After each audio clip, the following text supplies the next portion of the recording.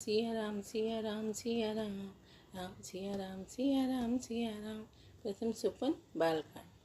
बहुत प्रकार से मनोरथ करते हुए जाने में देर नहीं लगी। सरयू जी के जल में स्नान करके वे राजा के दरवाजे पर पहुँचे।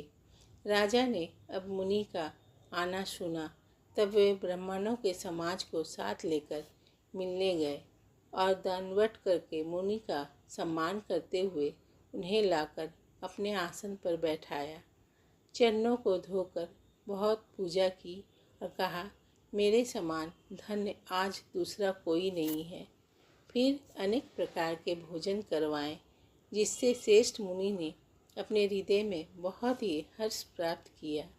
फिर राजा ने चारों पुत्रों को मुनि के चरणों पर डाल दिया, उनसे प्रणाम कराया। श्री रामचंद्र जी को देखकर मुनि अपनी देह की सुधि भूल गए। वे श्री राम जी के मुख की शोभा देखते ही ऐसे मग्न हो गए मानो चकोर पूर्ण चंद्रमा को देखकर लुभा गया हो। तब राजा ने मन में हर्षित होकर ये वचन कहे, हे मुनि, इस प्रकार कृपा तो आपने कभी नहीं की। आज किस कारण से आपका शुभागमन हुआ है, कहिए, मैं उसे पूरा करने में देर नहीं लगाऊंगा।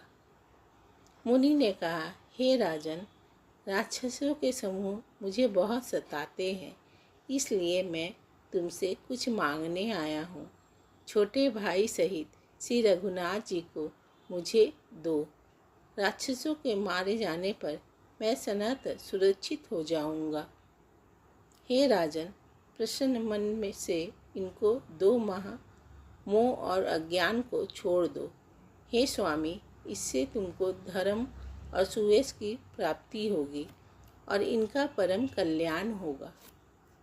इस अत्यंत अप्रिय वाणी को सुनकर राजा का हृदय कांप उठा और उनके मुख की कांति फीकी पड़ गई। उन्होंने कहा, हे ब्राह्मण, मैंने चौथेपन में 4 पुत्र पाए हैं। आपने विचार कर बात नहीं कही। हे मुनि, आप पृथ्वी, गौ, धन और खजाना मांग लीजिए। मैं आज बड़े हर्ष के साथ अपना सर्वस्व दे दूंगा। देह और प्राण से अधिक प्यारा कुछ भी नहीं होता।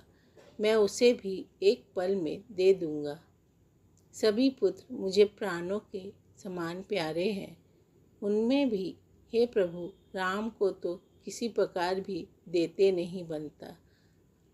कहाँ अत्यंत डरावने और क्रूर राक्षस और कहाँ परम किशोर अवस्था के बिल्कुल सुकुमार मेरे सुंदर पुत्र। प्रेम रस में सनी हुई राजा की वाणी सुनकर ज्ञानी मुनि विश्वामित्र जी ने हृदय में बड़ा हर्ष माना। तब वशिष्ठ जी ने राजा को बहुत प्रकार से समझाया, जिससे राजा का संदेह नाश को प्राप्त हुआ।